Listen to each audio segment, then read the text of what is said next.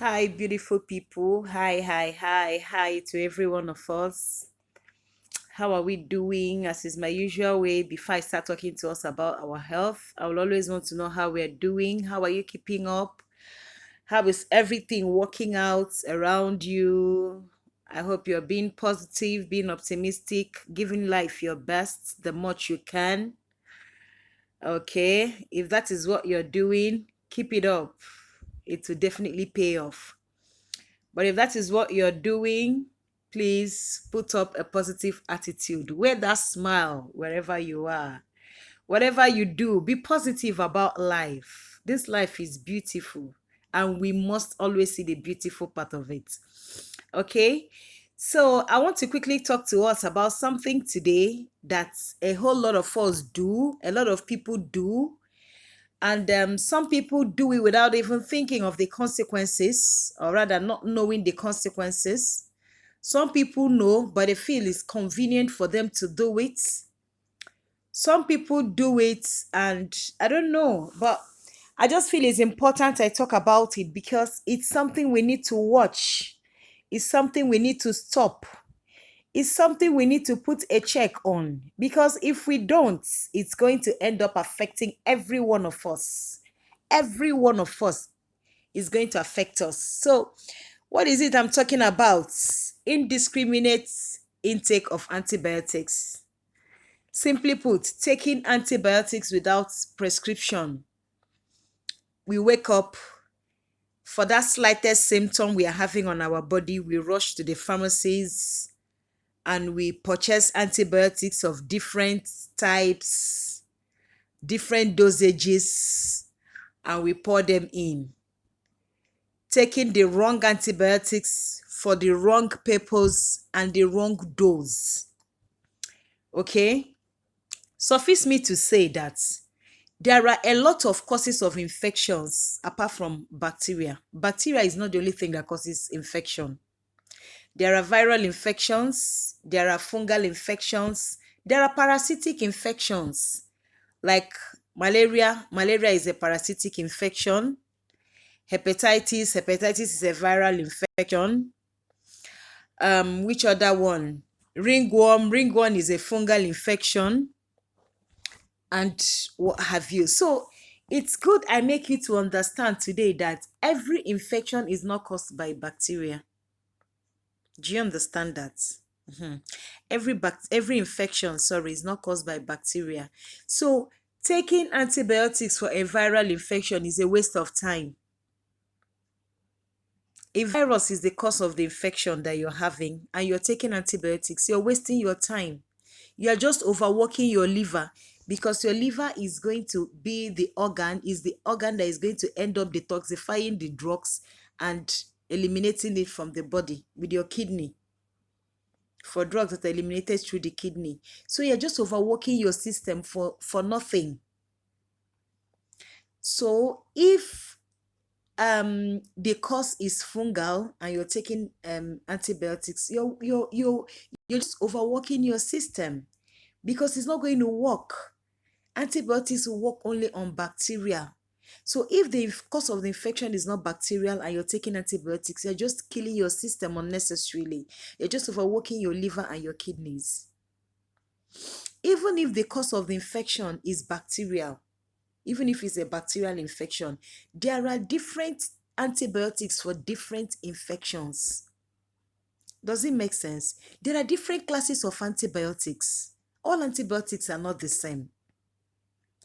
And when your doctor takes a history and finds out what is the likely organism that could be causing this infection, there are different organisms that cause different infections in different parts of the body for different age groups. The organism that will cause pneumonia in a child of 2 months old is not likely to be the same organism that will be causing pneumonia in a child of 15 years or in an adult of 60 years.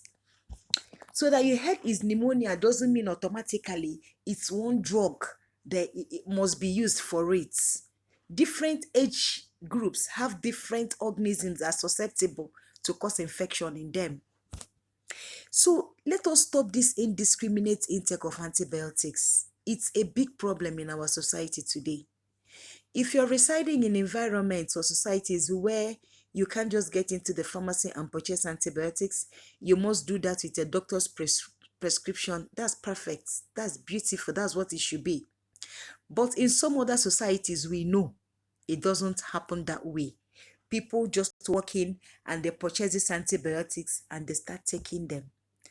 And somebody can take 4 or 5 different antibiotics for one single infection, and when it doesn't work, you come back to your doctor or to your nurse or whoever and you say, I've been having this pain or I've been having this fever for the past how many days, and I've taken Flagyl, ciprofloxacin, ceftriaxone, blah blah blah, and it didn't work. What have you succeeded in doing?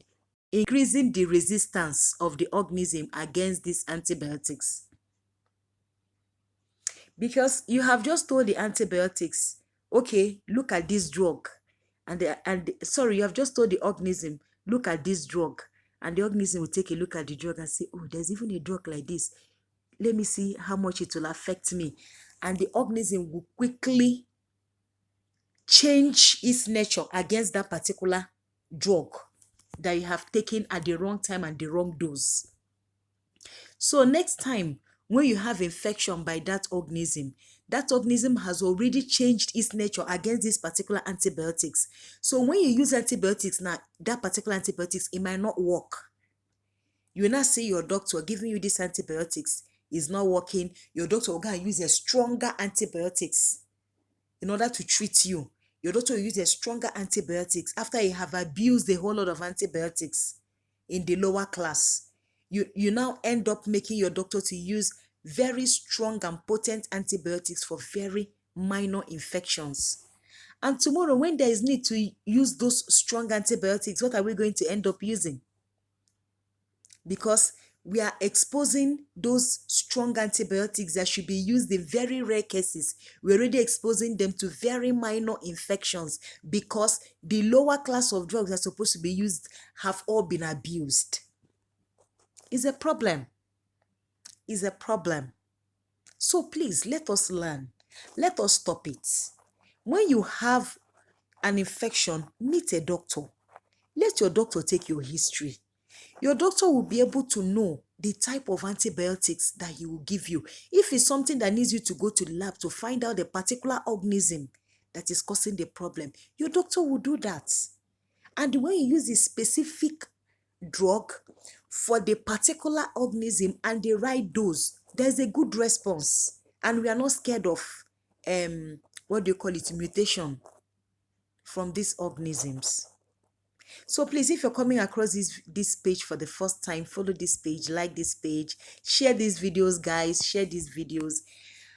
I believe we're learning a lot from this page. Your contacts need to also learn. So share these videos so that it will get across to other people. I will continue this teaching some other time. I didn't want this video to be long. It's already long enough. So this is Dr. Angie saying bye.